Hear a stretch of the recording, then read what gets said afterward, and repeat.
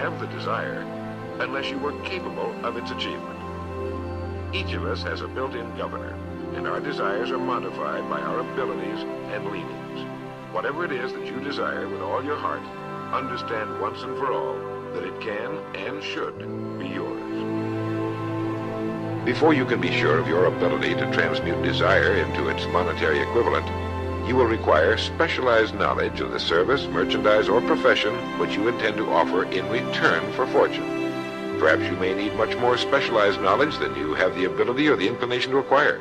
And if this should be true, you may bridge your weakness through the aid of your mastermind group. The problem is not lack of information. The problem is simply we don't do the information that's been handed to us. Simple stuff. An apple a day keeps the doctor away. Anybody can do. But what's easy to do is easy not to do. A few basics you won't practice, a few ideals you won't let them serve you, then you got to put up with your own empty bank account, empty heart, empty soul, not enough vitality, not enough health. You've got to get comfortable in getting uncomfortable. And the minute that discomfort begins to rule you, you are no longer in control. So put yourself purposefully in uncomfortable situations. But as John Wooden said, never let what you cannot do interfere with what you can. There is something right now that you're capable of. There is an innate skill inside of you that's your spark. It's that starting point. It's that thing that while you may not be the best in the world at it, it's a flame that you can fan. It's something that you can breathe life into and really begin to get good. But first, you have to understand the very nature of progress. And that's what Stephen Covey said. You're not the product of your circumstances, but rather a product of your decisions. Don't sentence yourself to a lifetime of being miserable, a lifetime of being broke, a lifetime of being unhealthy, a lifetime of being in a relationship that is no longer fulfilling to you, a lifetime of working on a job that does not bring you satisfaction, that's not giving you the creative urge that you need and that got to have in your life that stimulates you. Don't sentence yourself like that. You are a human being. Don't volunteer your life that way. Your life has too much value to the universe. You've got something to contribute. You've got something to give.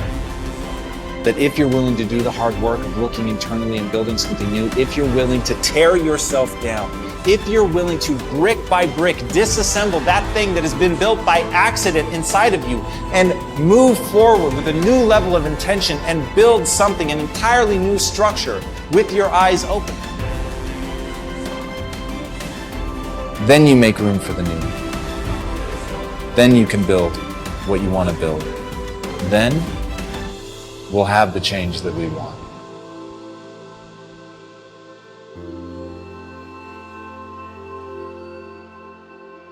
It is conscious power in action. It is active power consciousness. Power consciousness is what you feel when you know that you can do a thing, and you know how to do the thing. If I can cause you to know that you can succeed, and to know that you know how to succeed, I have placed success within your grasp, for if you know that you can do a thing, and know that you know how to do it, it is impossible that you should fail to do it, if you really try. When you are in full power consciousness, you will approach the task in an absolutely successful frame of mind. Every thought will be a successful thought, every action a successful action, and if every thought and action is successful, the sum total of all your actions cannot be failure. What I have to do in these lessons, then, is to teach you how to create power consciousness in yourself so that you will know that you can do what you want to do, and then to teach you how to do what you want to do. It is a fact in nature that the undeveloped is always capable of development. We see then that the cause of success is in you and is capable of full development. Having read this, you must believe that it is possible for you to succeed, but it is not enough for you to believe that you can. You must know that you can. And the subconscious mind must know it as well as the objective mind. People have a way of saying, he can who thinks he can. But this is not true. It is not even true that he can, who knows he can, if only the objective mind is spoken of, for the subconscious mind will often completely set aside and overcome what is positively known by the objective mind. It is a true statement, however, that he can, whose subconscious mind knows that he can, and it is especially true if his objective mind has been trained to do the work. People fail because they think objectively that they can do things, but do not know subconsciously that they can do them. It is more than likely that your subconscious mind is even now impressed with doubts of your ability to succeed, and these must be removed, or it will withhold its power when you need it most. The subconscious mind is the source from which power comes in the action of any faculty, and a doubt will cause this power to be withheld, and the action will be weak. Therefore, your first step must be to impress your subconscious mind with that fact that you can. This must be done by repeated suggestions. Practice the following mental exercise several times a day, and especially just before going to sleep, think quietly about the subconscious mentality, which permeates your whole body as water permeates a sponge. As you think of this mind, try to feel it. You will soon be able to become conscious of it. Hold this consciousness and say with deep, earnest feeling, I can succeed. All that is possible to anyone is possible to me. I am successful. I do succeed, for I am full of the power of success.